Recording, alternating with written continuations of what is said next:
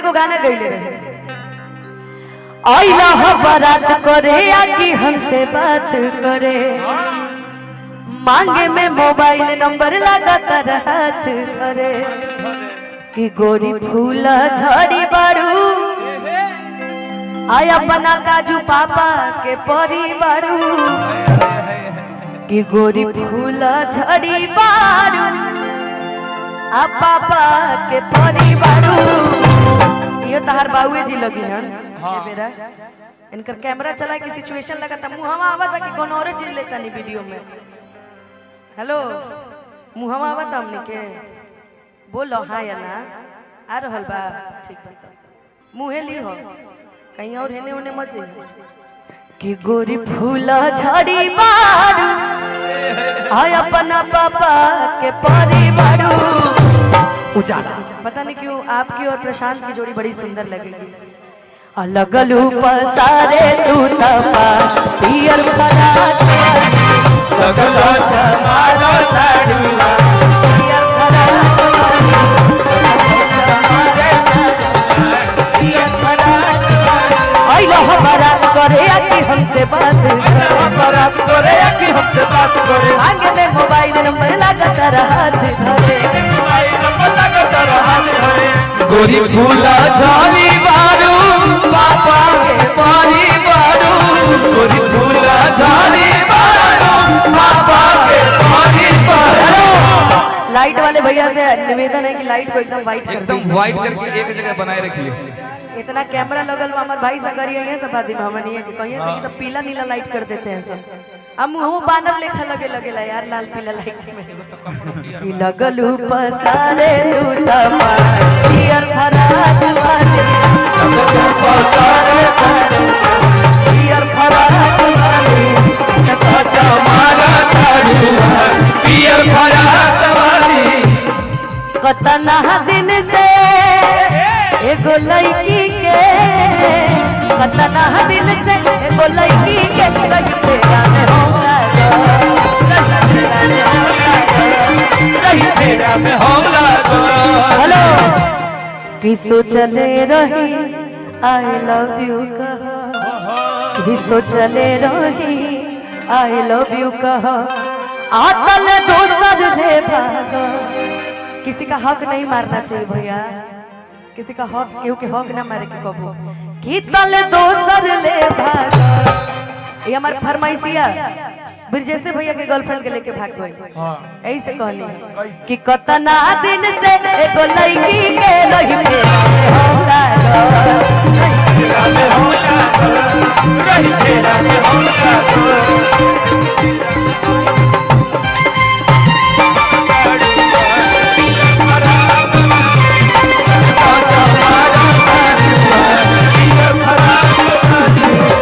सरकार का करी कि हई पुलिस प्रशासन सरकार का करी हमर भैया रंगता जिला जवार का करी हमर भैया रंगता जिला जवार का करी हई पुलिस प्रशासन सरकार का करी हई पुलिस प्रशासन सरकार का करी हेलो एक तेरा एक मेरा हमर भैया रंगता जिला जवार का करी हमर भैया रंगता जवार का करी भैया रंगता जिला जवार का करी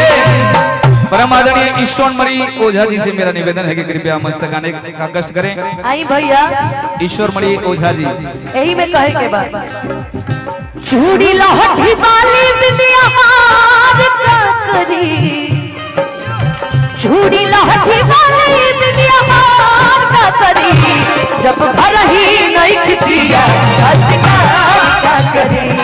जब भर ही नहीं खिपिया शिकार का करी आदमी मेहरारू कुल साज श्रृंगार कैले रहो जैसे अमित भैया के मेहरारू बड़ा सुंदर बड़ी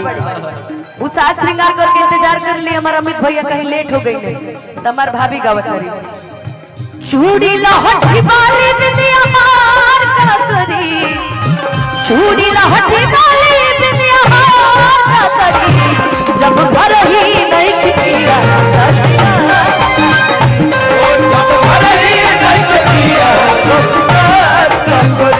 देखो इस कार्यक्रम में धरती के 9वां अजूबा भी आयल बने है ने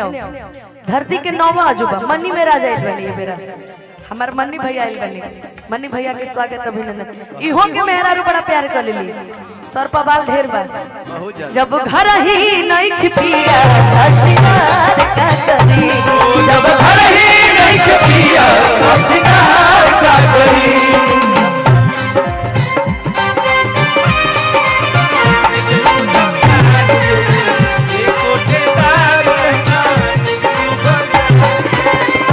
गोटेदार लहंगा निकलू जब झाड़ के ये गोटेदार लहंगा निकलू जब झाड़ के आज गोटेदार लहंगा पहन के ही आई है बिल्कुल और बिल्कुल अच्छे से आई और अब मैं चाहूंगी यहाँ से माहौल को थोड़ा चेंज करते हैं और थोड़ा कुछ जैसा उजाला भैया बोले थे प्यार मोहब्बत वाला तुमको गाना गाने के लिए है नु ब्रजेश भैया सिर्फ 2 लोग को बाकी को बैठा दो सिमरन तू और नीला वाली तू बाकी आप दोनों यहीं बैठ जाइए एक गाने बाद फिर हम आपको बुलाएंगे क्योंकि फ्रेम में आप लोग नहीं आ रहे हैं आज आप इस साइड आ जाओ 2 लोग करके आएंगे ना तो सभी फ्रेम में दिखेंगे ऐसे 4 ना बड़ा लंबा हो जा रहा है उसमें हाकिम भैया भी आ जा रहे हैं तो उनका चेहरा नहीं लेना उनका चेहरा रिजेक्टेड है सोशल मीडिया पे कॉपीराइट आ जाता है स्ट्राइक लग जाता है इनका चेहरा आता है तो लोग कहते हैं कि ये आदमी इतना काम कैसे कर लेता है भाई गाना भी गा लेता है साउंड भी चला लेता है डांस भी कर लेता है तो क्या क्या करोगे यार हम कहाँ जाए घर चले जाए कि काशी चले जाए गजब आदमी अब वो भी श्याम भाई भी आया है ये भी बड़ा सुंदर गाता है खैर मौका मिलेगा तो श्याम भाई भी गाएंगे अभिनेता भी है उनका गाना सुनोगी देदा माहौल बड़ा गर्म हुई उनकी रोनी की एक्टिंग बस कमाल की है रोई में कोयला हजले जिंदगी में हसलो बड़ा कबो हसले गरवा बसे लेकिन हमें की गलती से ये दोनों लोग में टकराओ तो देखते कौन जीत जाता है दोनों लोग जरा आपस में टकराओ तो देखते कौन जीतता है अजी ऐसे टकराने से क्या फायदा होली आ रहा है बढ़िया से टकराने तो तुम दोनों टकराओ ना तू हर सिमरन डार्लिंग नु हो मोबाइल में नंबर से बस सिमरन डार्लिंग कहते हैं लिंग कितने प्रकार के होते हैं तो 3 प्रकार के कौन कौन स्त्रीलिंग पुल्लिंग और डार्लिंग हेने बैठल बड़ी है डार्लिंग होई चलो आइल बाड़ू लोगों के एंटरटेनमेंट खातिर एंजॉय कराए खातिर त करावो चलो काजू लोगों भैया को केवल एंटरटेनमेंट कराना मेरा नहीं हमर काजू भैया के भी मजा आवे के चाहिए तबे नु अगला साटा में को खोई चलो की गलती से ई कौन यार राणा जी माफ करना गलती हमारे से हो गई वाली है कि गलती से ना ये जबरदस्ती वाला था ये नहीं चला ऐसे नहीं लड़ो सही से लड़ो दूर से आओ नहीं तो अब की बार आई बैंजो वाला से लड़वाई साढ़े लेकिन ना हमारे भाई अच्छा बा चलो कि गलती से 1 मिनट हेलो साइड में कौन लड़ता है भाई बीच में लड़ा जाता है साइड में कौन लड़ता है अच्छा थोड़ा सा लड़के बताओ ना इधर सिखा दो सबको लड़के तो तारा मुसीबत हो जाएगी कौन सा मुसीबत होगा दबा दे सुनो इनकरा से लड़बू की पगड़ी वाले से लड़वाई जो आइसक्रीम किया बता तो चलो जल्दी की गलती से अभी ठीक बा क्या बात ये ब्लूटूथ कनेक्टेड हो जा रहा है जी आइए आप आइए जरा सा पीली वाली से देखते हैं ऋषिता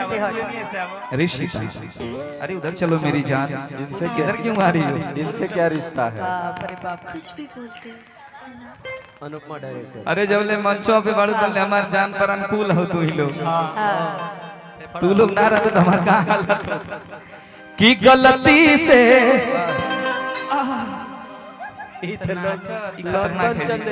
खतरनाक है ना ये गलत जगह टच कर सुनिए ना आप आइए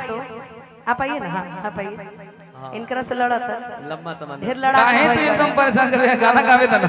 ना पहले लड़ा गाना गावे के बोले गाने में डूब जाओ पगला गाने में डूब जाओ चलिए आइए गाइए ऐसे करके लड़े क्या गोविंदा कि गलती से ये ये ठोकर ठीक था।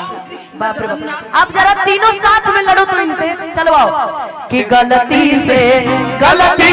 जान टकरा गई हो, गलती से ये जान टकरा गई हो, गलती से ये जान टकरा गई हो, कि लड़की के देखी पगल आइल बड़का।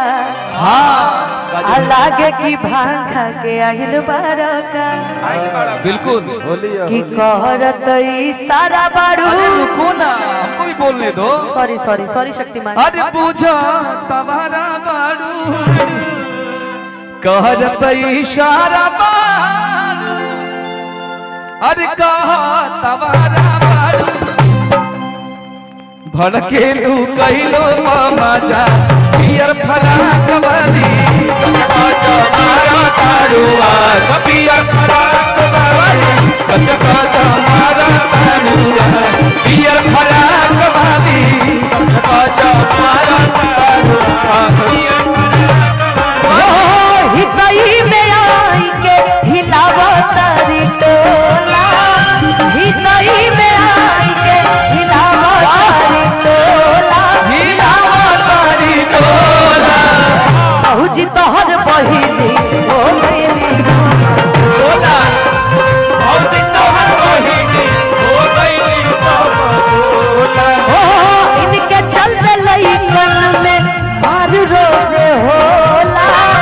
इनके चलते लइकन में मार रोज होला, अरे मार रोज होला कि भौजी तहर बहिनी हिलाबो तारी डोला, भौजी तहर बहिनी हिलाबो तारी डोला।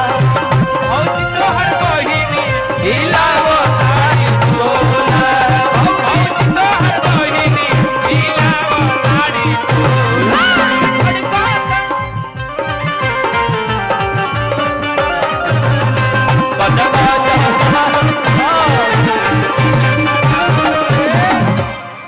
कि लगने